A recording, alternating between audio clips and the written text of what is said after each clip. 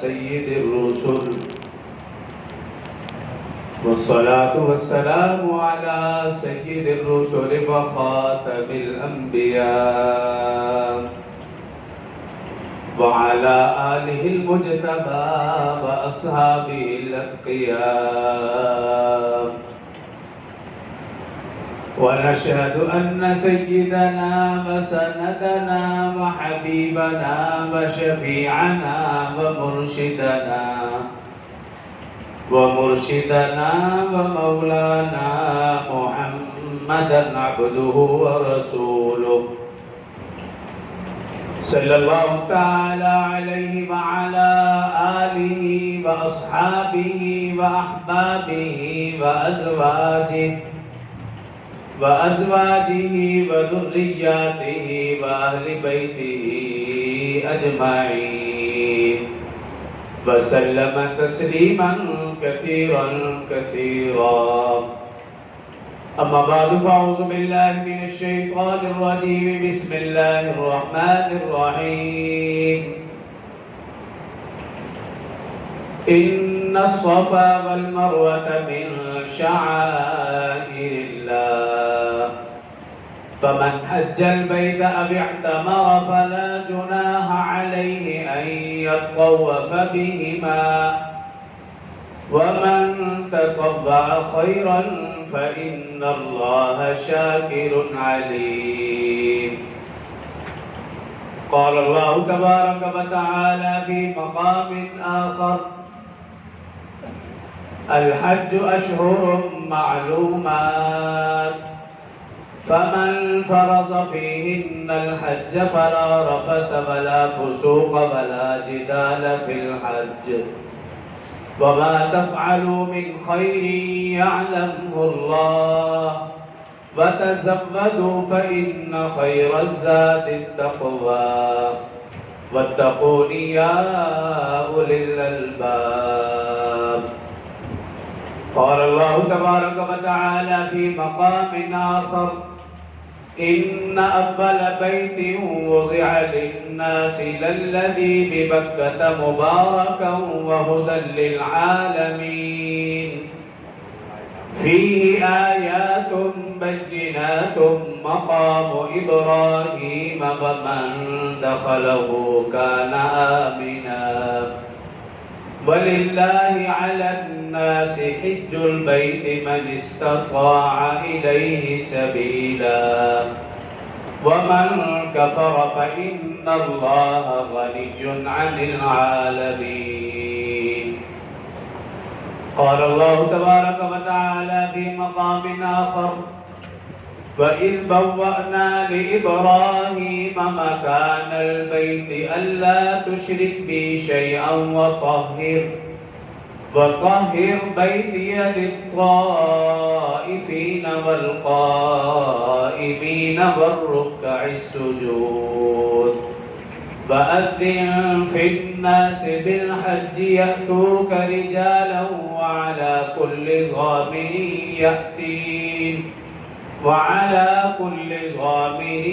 يأتين من كل فج عميق. صدق الله العظيم وصدق رسوله النبي الكريم ونحن على ذلك لمن الشاهدين والشاكرين والحمد لله رب العالمين. तमाम अहबाब मिलकर बागाज़ बुलंद नमाज वाला दुरूद शरीफ पढ़ लें। अल्लाहुम्मा सल्लि अला मुहम्मद व अला आलि मुहम्मद कमा सल्लैता अला इब्राहीम व अला आलि इब्राहीम इन्नका हमीदुम मजीद। अल्लाहुम्मा बारिक अला मुहम्मद व अला आलि मुहम्मद कमा बारकता अला इब्राहीम व अला आलि इब्राहीम इन्नका हमीदुम मजीद। रब्बि इश्रह ली सदरी वयस्सिर ली अमरी वहलुल उक़दतम मिन लिसानी यफ़क़हू क़ौली। Rabbi ज़िदनी इल्मन rabbi ज़िदनी इल्मन rabbi ज़िदनी इल्मा। میرے انتہائی واجب الاحترام برادران اسلام، دوستوں، بزرگوں، بھائیوں، اسلامی مہینوں کے اعتبار سے 11واں ذوالقعدہ کا مہینہ اختتام پذیر ہونے والا ہے، اور اللہ کے فضل و کرم سے انشاءاللہ آج آفتاب کے غروب ہوتے ہی اسلامی مہینوں کا 12واں مہینہ ذی الحج اس کا آغاز ہو جائے گا۔ آج کے مختصر سے خطبہ میں حج کے حوالے سے چند گزارشات عرض کروں گا۔ یہ مہینہ ذو الحج مہینہ یہ نام ہی بتا رہا ہے کہ اس مہینے میں دنیا کے ہر کونے سے، ہر خطے سے، ہر علاقے سے، ہر بر اعظم سے، ہر ملک سے فرزندان توحید جن کے دل لا الہ الا اللہ سے منور ہیں، جن کے سینے ایمان سے مزین ہیں، دیوانہ وار توحید کے گن گاتے ہوئے، اللہ کی وحدانیت کے ترانے گاتے ہوئے مرکز رشد و ہدایت، مرکز وحدانیت کی طرف کھینچے چلے جاتے ہیں۔ اللہ رب العزت سے دعا ہے کہ حجاج کرام جو جا چکے ہیں یا جو جا رہے ہیں، سب کا حج اللہ اپنی بارگاہ میں قبول فرمائے، اور جتنے مسلمان حج کر چکے ہیں اللہ ان کا حج بھی اپنی بارگاہ میں قبول فرمائے، اور جو کبھی کوتاہی رہ گئی درگزر والا معاملہ فرمائے، اور جو ابھی تک اس سعادت عظمیٰ سے محروم ہیں اللہ انہیں بھی اپنا گھر دیکھنا، اپنے محبوب صلی اللہ علیہ وسلم کا در دیکھنا نصیب فرمائے، آمین۔ محترم سامعین، رسول اللہ صلی اللہ علیہ وسلم نے ارشاد فرمایا بنی الاسلام علی خمس، اسلام کی بنیاد 5 چیزوں پر ہے: کلمہ، نماز، روزہ، زکوٰۃ، حج۔ یوں سمجھیے کہ اسلامی عبادات کا ایک گلدستہ ہے جس میں 5 پھول ہیں، ہر پھول کا اپنا ہی رنگ، اپنا ذائقہ، اپنا حسن، اپنی روح، اپنی ایک اہمیت اور اپنی ایک فضیلت۔ کلمہ اس کی بنیاد، نماز، روزہ، زکوٰۃ اس کی دیواریں، اور حج اس کی چھت ہے۔ اسلام کو ایک عمارت کے ساتھ تشبیہ دی، ہر رکن کی اپنی اہمیت اور فضیلت، اپنا رنگ، اپنا حسن۔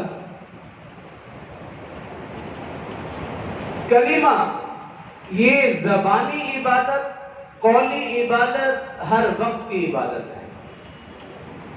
نماز جسمانی عبادت، پنجگانہ عبادت۔ روزہ جسمانی عبادت، سالانہ عبادت۔ زکوٰۃ مالی عبادت، سالانہ عبادت۔ حج ایک ایسی عبادت ہے جس میں یہ ساری کی ساری عبادات شامل ہیں۔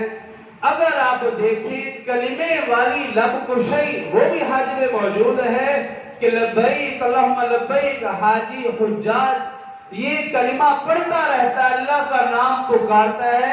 کلمے والی لب کشی بھی حج والی عبادت میں، نماز جیسا اہتمام وہ بھی حج والی عبادت میں، اور روزے جیسی مشقت وہ بھی حج والی عبادت میں، زکوٰۃ جیسی مالی قربانی وہ بھی حج والی عبادت میں، اور جہاد جیسا جذبہ وہ بھی حج والی عبادت میں۔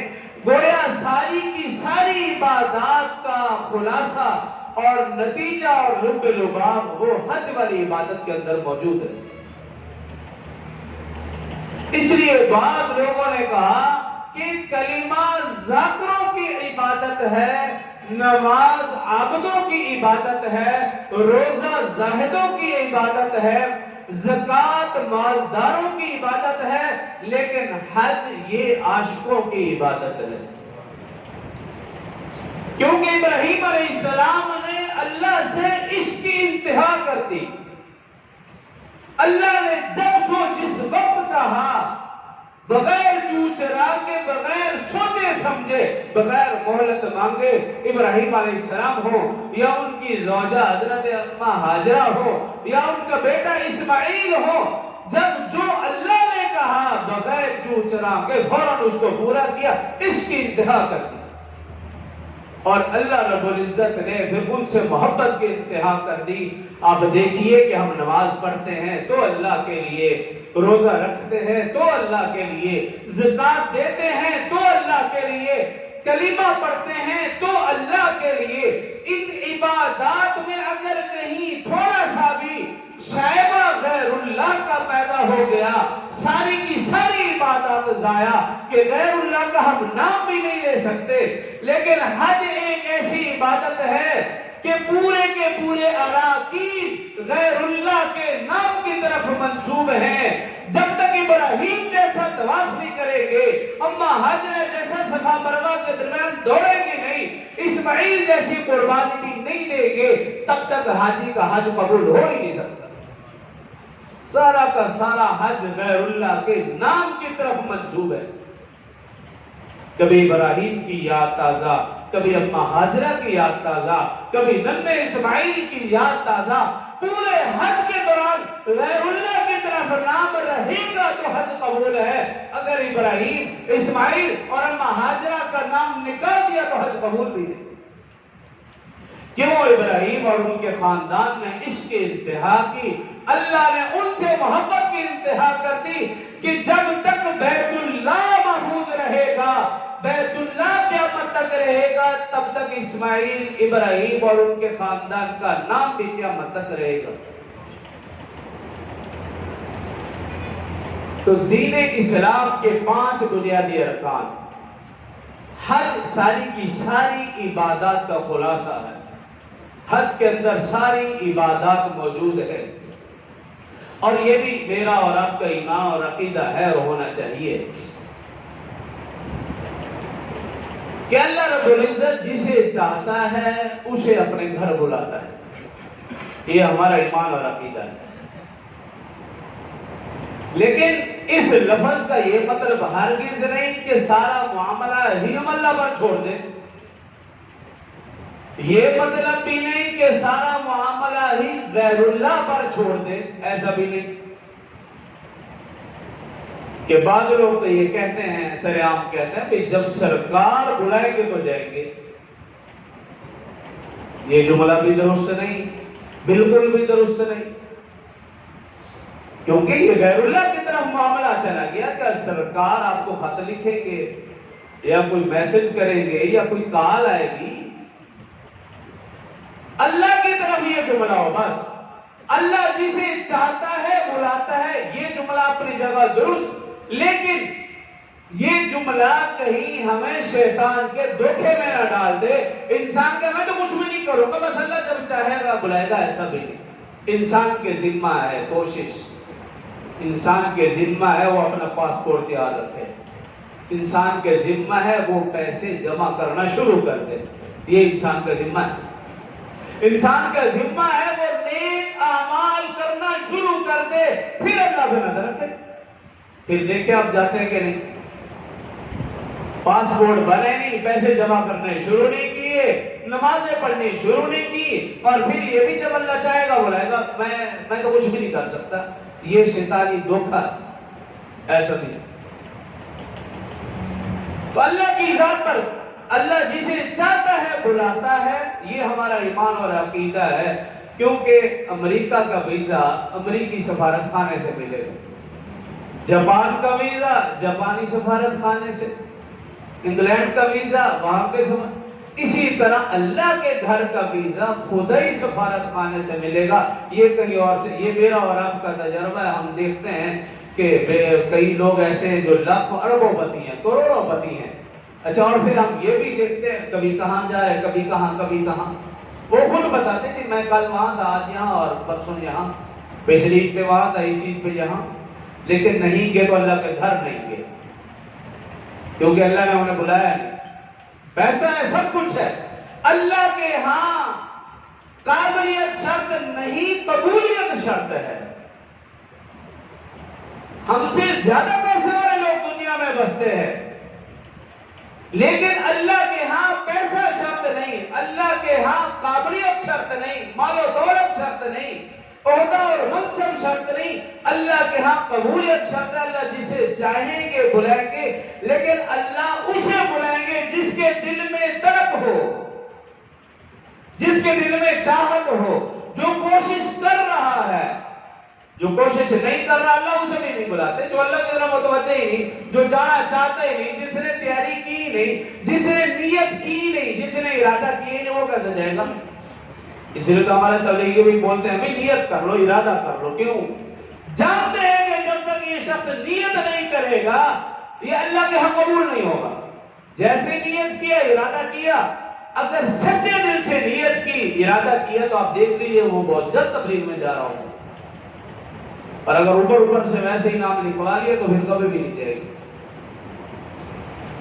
تو یہ بھی ہمارا ایمان، اللہ جسے چاہتا ہے اور بلاتا ہے۔ جو آیت مبارکہ تلاوت کی کہ ابراہیم علیہ السلام نے جب خانہ کعبہ تعمیر کیا، مدثر جمعہ جو آیت پڑھی تھی، وَإِذْ يَرْفَعُ إِبْرَاهِيمُ الْقَوَاعِدَ مِنَ الْبَيْتِ وَإِسْمَاعِيلُ، ابراہیم اور اسماعیل دونوں نے اللہ کے حکم کو پورا کیا، خانہ کعبہ کو تعمیر کیا۔ جب تعمیر ہو گیا اب اللہ رب العزت نے حکم فرمایا وَأَذِّن فِي النَّاسِ بِالْحَجِّ، کہ ابراہیم اب لوگوں کو اعلان کرو، حج کی طرف بلاؤ۔ قرآن پاک کی آیت ہے وَأَذِّن فِي النَّاسِ بِالْحَجِّ، حج کے لیے اعلان کرو۔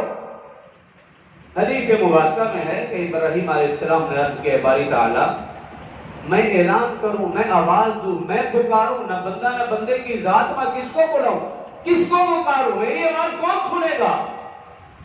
تو اللہ رب العزت نے جو ابراہیم علیہ السلام کے لیے لفظ کہے وہی میرے اور آپ کے لیے قیامت تک کے لیے اللہ رب العزت نے کہا اے ابراہیم آواز لگانا تیرا کام ہے، سب تک آواز پہنچانا میرا کام ہے۔ ابراہیم کے ذمہ ہے آواز لگا دینا بس، ایک مبلغ کے ذمہ ہے آواز لگا دینا بس۔ رسول اللہ صلی اللہ علیہ وسلم کے ذمہ تھا پیغام پہنچانا بس۔ اِنَّكَ لَا تَهْدِي مَنْ أَحْبَبْتَ، اللہ جسے چاہتا ہے ہدایت دے، جسے چاہے نہ دے، وہ اللہ کا کام۔ ابراہیم علیہ السلام نے اعلان کیا، حدیث مبارکہ میں ہے آسمان اور زمین کے درمیان ہر اس چیز نے اس آواز کو سنا جو زمین اور آسمان کے درمیان موجود ہے، ہر چیز تک حضرت ابراہیم علیہ السلام کی آواز پہنچی۔ آج اس بات کو سمجھنا آسان ہے، پہلے ذرا مشکل تھا، کیونکہ ہم لوگ عقل کو زیادہ استعمال کرتے ہیں، تو جس نے بھی عقل کو استعمال کیا وہ گمراہ ہوا۔ اب لوگ اس کو آسان سے سمجھ سکتے ہیں، کیوں کہ ہم یہاں بیٹھے دنیا کے آخری کونے میں بیٹھے شخص سے بات کر بھی سکتے ہیں اور اس کو دیکھ بھی سکتے ہیں۔ جب ایک الیکٹرانک میڈیا کے ذریعے سے میری اور آپ کی آواز دنیا کے ایک کونے سے دوسرے کونے تک پہنچ سکتی ہے، ایک کونے میں بیٹھنے والا شخص آخری کونے میں بیٹھنے والے شخص کو دیکھ سکتا ہے، تو وہ ہستی جو ان ساری چیزوں کی موجد ہے، جو بنانے والی ہے، جو پیدا کرنے والی ہے، اس کے لیے کوئی مشکل نہیں ابراہیم علیہ السلام کی آواز کو آسمان زمین کے درمیان ہر چیز تک پہنچانا۔ ایک اور حدیث مبارکہ میں ہے کہ جس شخص نے ابراہیم علیہ السلام کی آواز کو سنا اور اس نے لبیک کہا، جب تک وہ حج یا عمرہ نہ کر لے گا تب تک اس کو موت نہیں آئے گی۔ ایک اور حدیث مبارکہ میں یوں ہے کہ ابراہیم علیہ السلام نے آواز لگائی، حج کی طرف بلایا، جو بندے موجود تھے یا جو بھی عالم ارواح میں تھے، جس نے اس آواز کو سنا اور اس پر لبیک کہا، جب تک وہ حج یا عمرہ نہ کر لے گا تب تک موت نہیں آئے گی۔ ایک حدیث مبارکہ میں یوں ہے کہ ابراہیم علیہ السلام نے حج کے لیے بلایا، جس نے ایک مرتبہ لبیک کہا وہ ایک مرتبہ، جس نے 2 مرتبہ کہا وہ 2 مرتبہ حج کے لیے جائے گا، جس نے جتنی مرتبہ لبیک کہا وہ جب تک اتنی مرتبہ حج کے لیے نہ جائے گا تب تک اس کو موت نہیں آئے گی۔ ابراہیم علیہ السلام کے ذمہ تھا آواز لگانا، پیغام پہنچانا، انہوں نے آواز لگا دی۔ اب جس روح نے جس شخص نے اس پر لبیک کہا وہ ضرور حج کے لیے جائے گا، اور جس نے نہیں کہا وہ نہیں جائے گا۔ اور جو حج کے لیے جاتا ہے اس کے لیے سب سے بنیادی چیز ناجائز کاموں سے بچنا اور حرام آمدنی سے بچنا، یہ بنیادی بات۔ اور پھر جو اس قسم کا حج کرتا ہے، یعنی ناجائز کاموں سے بچ کے گیا، حرام آمدنی سے بچا، اور پھر وہ حج کرتا ہے، اس کے لیے کیا ثواب؟ فضائل حج میں حضرت شیخ الحدیث زکریا رحمۃ اللہ تعالی نے لکھا، ایک حدیث روایت کی، حضرت عبداللہ بن عمر رضی اللہ عنہما رسول اللہ صلی اللہ علیہ وسلم کے ساتھ مینا کی مسجد میں حاضر خدمت تھے۔ حضرت عبداللہ بن عمر رضی اللہ عنہما فرماتے ہیں 2 صحابی رسول اللہ صلی اللہ علیہ وسلم کی خدمت میں حاضر ہوئے، ایک انصاری اور دوسرا ثقفی۔ ان دونوں نے آ کر عرض کی، یا رسول اللہ صلی اللہ علیہ وسلم ہم کچھ پوچھنے کی غرض سے آپ کی خدمت میں حاضر ہوئے ہیں۔ رسول اللہ صلی اللہ علیہ وسلم نے فرمایا تم پوچھو گے یا میں بتاؤں؟ بزری یا وحی، یہ لفظ میں اپنی طرف سے کہہ رہا ہوں۔ تم پوچھو گے یا میں بزری یا وحی بتاؤں کہ تم کیا پوچھنا چاہتے ہو؟ کیونکہ ہمارا ایمان اور عقیدہ قرآن کی آیت مبارکہ بما ینطق عن الہوا، رسول اللہ صلی اللہ علیہ وسلم اپنی مرضی سے اپنی زبان اپنے ہونٹ بھی نہیں ہلا سکتے، تو بذریعہ وحی رسول اللہ صلی اللہ علیہ وسلم کو اللہ نے بتا دیا تھا۔ اس لیے میں نے کہا رسول اللہ صلی اللہ علیہ وسلم نے بذریعہ وحی کہا کہ میں بتاؤں تم کیا پوچھنا چاہتے ہو؟ انہوں نے عرض کیا رسول اللہ علیہ وسلم آپ ہی بتا دیجئے۔ تو رسول اللہ صلی اللہ علیہ وسلم نے فرمایا کہ تم یہ پوچھنا چاہتے ہو جو شخص حج کے ارادے سے گھر سے نکلے اس کا کیا ثواب، جو طواف کرے اس کا کیا ثواب، جو صفا مروہ کرے اس کا کیا ثواب، اور جو قربانی کرے اس کا کیا ثواب، جو سر منڈوائے اس کا کیا ثواب، جو وقوف عرفہ کرے اس کا کیا ثواب، جو طواف الوداع کرے اس کا کیا ثواب، یہی پوچھنا چاہتے ہو؟ دونوں صحابی نے کہا اس ذات کی قسم جس نے آپ کو نبی برحق بنا کر مبعوث فرمایا ہے، ہمارے ذہنوں میں یہی سوالات تھے جو آپ نے ایک ساتھ فرمائے۔ تو پھر رسول اللہ صلی اللہ علیہ وسلم نے فرمایا کہ سنو، جو شخص حج کے ارادے سے گھر سے نکلتا ہے اللہ ایک ایک قدم کے بدلے میں ایک ایک گناہ معاف فرماتا ہے اور ایک ایک نیکی لکھ دیتا ہے۔ اور فرمایا جو شخص طواف کرتا ہے اللہ تعالیٰ ایک عربی غلام آزاد کرنے کا ثواب عطا فرماتا ہے، اور جو صفا مروہ کے درمیان 7 چکر پورے کرتا ہے اللہ 17 غلام آزاد کرنے کا ثواب عطا فرماتے ہیں۔ اور پھر فرمایا کہ جب یہ بندے میدان عرفات میں اللہ کے سامنے حاضری دیتے ہیں اللہ تعالیٰ فرشتوں سے فخر فرماتا ہے، اے میرے فرشتوں میرے بندوں کو دیکھو پراگندہ حال، ان کے بال بکھرے ہوئے، میری رحمت کے امیدوار، اے فرشتے تم گواہ ہو جاؤ اگر ان کے گناہ ریت کے ذروں سے بھی زیادہ ہو، اگر ان کے گناہ بارش کے قطروں سے بھی زیادہ ہو، اگر ان کے گناہ سمندر کی جھاگ سے بھی زیادہ ہو، اے فرشتوں تم گواہ ہو جاؤ میں نے ان سب کے گناہ معاف کر دیے۔ اور پھر حدیث مبارکہ میں کہ اللہ تعالیٰ ان بندوں کی طرف متوجہ ہوتے ہیں جو میدان عرفات میں موجود ہوں، اور انہیں کہتا ہے میرے بندو میں نے تم سب کے گناہ معاف کر دیے جس تم سفارش کرو گے، جس کی تم بخشش اور مغفرت کی دعا کرو گے، میں نے ان کے بھی گناہ معاف فرما دیے۔ اور حدیث مبارکہ میں ہے کہ جب حاجی قربانی کرتے ہیں اللہ فرماتے ہیں اس کا اجر میں قیامت والے دن انہیں دوں گا پل صراط پر۔ اور فرمایا جب وہ جب سر کے بال منڈواتے ہیں، حدیث مبارکہ میں اللہ ایک ایک بال کے بدلے میں گناہ معاف اور نیکی لکھ دیتے ہیں۔ اور جب وہ حاجی الوداعی طواف کرتا ہے، الوداعی طواف حدیث مبارکہ میں ہے کہ فرشتہ حاجی کے دونوں کندھوں کے درمیان تھپکی لگاتا ہے اور کہتا ہے اے حاجی اب تو اس حالت میں طواف کر رہا ہے کہ اللہ نے تیرے سارے گناہ معاف کر دیے، جب تو گھر جائے گا تو پھر اثر نو اعمال شروع کرنا، اب تیرے ذمہ کوئی گناہ نہیں۔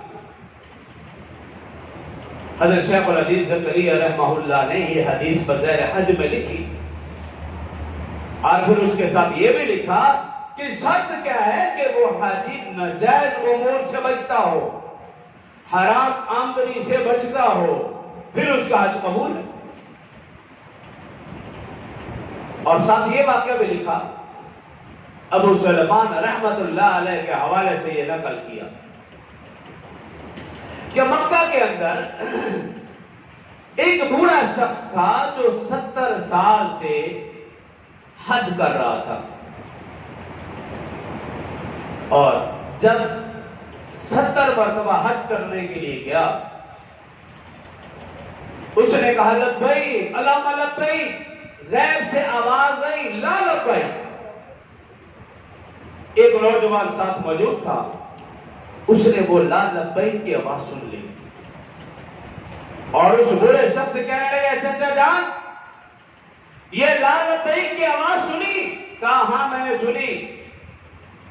تو وہ بوڑھا کہنے لگا یہ لا لبیک کی آواز میرے لیے تھی۔ تو نوجوان پوچھنے لگا اے بابا جی کب سے حج کر رہے ہو؟ کہا 70 سال سے۔ کہا 70 سال سے میں لبیک کہتا ہوں اور یہ آواز آتی ہے لا لبیک۔ وہ نوجوان کہنے لگا اے چچا جان کیوں اپنا وقت ضائع کر رہے ہو، مال بھی ضائع کر رہے ہو، جاؤ جا کر کوئی اور کام کرو۔ وہ بزرگ رونے لگے، بوڑھا شخص رونے لگا، کہنے لگا اچھا تو بتا اس در کو چھوڑ کر میں کس در پہ جاؤں، اس ہستی کو چھوڑ کر میں کس ہستی کے پاس جاؤں، کس کے سامنے میں لبیک کہوں؟ وہ بوڑھا شخص رونے لگا یہاں تک کہ اس کی داڑھی آنسوں سے تر ہو گئی، اللہ سے اپنے گناہوں کی معافی مانگنے لگا۔ اور پھر اس کے بعد جب کہا لبیک تو آواز آئی لبیک یا عبدی۔ اس نوجوان نے بھی یہ آواز سنی اور پھر وہ نوجوان کہنے لگا اے چچا جان تمہیں مبارک ہو، اب تمہارا یہ حج قبول ہو چکا ہے۔ وہ بزرگ کہنے لگے میں نے اپنے گناہوں سے اللہ سے پکی سچی توبہ کی ہے، اللہ نے میرے گناہوں کو بھی معاف کر دیا اور اس کے بدلے میں میرے اس حج کو بھی قبول فرما دیا۔ تو انسان اپنے گناہوں سے معافی مانگے، یہاں نہیں تو وہاں جا کر اپنے گناہوں کی معافی مانگے۔ فضائل حج میں ایک یہ بھی واقعہ لکھا علی بن موفق رحمت اللہ تعالی علیہ کا، بہت بڑے بزرگ تھے۔ عرفہ کی شب مینا کی مسجد میں آنکھ لگی، خواب میں کیا دیکھتے ہیں کہ 2 فرشتے آسمان سے اترے، سبز لباس پہنا ہوا۔ ایک فرشتہ دوسرے سے کہنے لگا جانتے ہو کتنے حاجی ہیں؟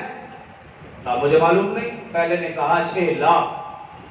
پھر پوچھا جانتے ہو کتنوں کا حج قبول؟ مجھے معلوم نہیں۔ پہلے نے کہا اللہ نے صرف 6 آدمیوں کا حج قبول کیا۔ علی بن موفق رحمت اللہ تعالی علیہ ان کی آنکھ کھل گئی، گھبرا گئے، اپنی فکر لگ گئی بھی صرف 6 آدمی، لیکن نظر دوڑاتے لاکھوں کا مجمع، پریشان ہو گئے۔ عرفات میں گئے لاکھوں کا مجمع، مینا لاکھوں کا مجمع، مزدلفہ لاکھوں کا مجمع، ان سے زیادہ خود پریشان ہے کہ صرف 6 آدمیوں کا حج قبول ہے، نہ جانے میرا بھی حج قبول ہوگا کہ نہیں۔ فرماتے میں مزدلفہ میں پہنچا، وہاں میری آنکھ لگی، پھر میں نے دیکھا یہی 2 فرشتے اترے، سوال جواب کیا، پوچھا کتنے حاجی؟ کہا 6 لاکھ۔ کہا کتنوں کا حج قبول؟ کہا 6 آدمیوں کا۔ پھر وہ فرشتہ کہنے لگا لیکن اللہ نے ان 6 آدمیوں کیے تو فیض 6 لاکھ لوگوں کا حج قبول کر لیا۔ بعض اوقات ایسا بھی ہوتا ہے کہ خود تو انسان گنہگار، کوئی ایک نیک آدمی ہوتا ہے جس کی برکت سے، جس کے توفیل اللہ پورے مجمع کا حج قبول فرما دیتا ہے۔ اکثر ایسا ہوتا ہے۔ تو انسان کے ذمہ یہ ہے کوشش اور ناجائز امور سے بچے، گناہوں سے اپنے آپ کو بچائے، صاف نیت، صاف دل۔ پہلے ہم دیکھتے تھے کہ لوگ حج کے لیے جاتے تھے تو معافی بھی مانگتے تھے، کنبہ قبیلہ برادری جاننے والے دوست احباب، کئی دن پہلے تیاری شروع، ایک کے پاس جانا، جا کر معذرت کرنا، معافی مانگنا اور پھر حج کے لیے جانا۔ لیکن اب تو یہ والی بات بھی ختم ہو گئی، یہ رسم بھی ختم ہو گئی۔ اب تو بتاتے بھی نہیں ڈر کے مارے کہ کہیں ایسا نہ ہو اس کو بھی کوئی ٹوپی، کوئی تسبیح، کوئی کھجور، کوئی چیز دینی نہ پڑ جائے، کوئی اس ڈر سے بتاتے بھی نہیں۔ اور جب آتے پھر پتہ چلتا ہے یہ مولوی صاحب کھجوریں ہیں، پھر پتہ چلتا ہے اچھا یہ حج کے لیے، یہ عمرے کے لیے گئے تھے۔ کیونکہ دل میں کھوٹ آ گیا۔ اگر دل صاف ہوتا تو پھر ہر ایک سے مل کے جاتے، اپنے گناہوں کی معافی، اور خدا نخواستہ اگر کسی کا کچھ لین دین ہے اس کو صاف کر کے جاتے، پھر حج کے لیے جاتے۔ اور حدیث مبارکہ میں کہ جو شخص اللہ کی رضا کے لیے حج کرتا ہے وہ گناہوں سے ایسے پاک صاف جیسا کہ وہ ماں کے پیٹ سے پیدا ہوا۔ اور حدیث مبارکہ میں جو شخص 3 حج کرتا ہے، ایک حج اس نے کیا گویا اس نے فرض ادا کیا، دوسرا حج اس نے کیا حدیث میں اس نے اللہ کو قرض دیا، تیسرا حج اس نے کیا حدیث میں یہ ہے کہ اللہ اس کے جسم پر، اس کے بالوں پر جہنم کی آگ کو حرام کر دیتا ہے۔ کتاب الشفا قاضی عیاض رحمہ اللہ کے آئے واقع لکھا کہ سعد الخلانی رحمہ اللہ کے پاس ایک جماعت ہے، انہوں نے آ کر کہا کہ ہم حج کے لیے جا رہے تھے، قبیلہ قطامہ کے لوگوں نے ہم میں سے ایک شخص کو پکڑا اور اسے قتل کر دیا۔ اس کے ساتھ کوئی اس کی دشمنی ہو گئی یا کچھ بھی ہوگا معاملہ، لیکن وہ جماعت کہنے لگی کہ حیرانگی کی بات یہ ہے کہ ہم وہیں ٹھہرے رہے پوری رات، ہمارے سامنے وہ لوگ اس شخص کو پوری رات آگ میں جلاتے رہے لیکن اس کا جسم کا ایک بال بھی نہیں جلا، بالکل سفید رہا جسم۔ سعد الخلانی رحمت اللہ تعالی علیہ کہنے لگے کہ تم میں سے کون اس کا قریبی رشتہ دار ہے؟ ایک شخص نے کہا میں اس کا قریبی رشتہ دار ہوں اور بچپن لڑکپن جوانی ہماری اکٹھے گزری ہے۔ تو سعد الخلانی رحمہ اللہ اس سے پوچھنے لگے اچھا بتاؤ اس نے زندگی میں کتنے حج کیے؟ کہا مجھے اچھی طرح یاد ہے اس نے زندگی میں 3 حج کیے تھے، یہ 4تھا حج تھا۔ تو سعد الخلانی رحمہ اللہ نے بھی کہا مجھ تک بھی رسول اللہ صلی اللہ علیہ وسلم کا یہ فرمان پہنچا ہے جو ایک حج کرتا ہے گویا اس نے فرض ادا کیا، جو دوسرا حج کرتا ہے اس نے اللہ کو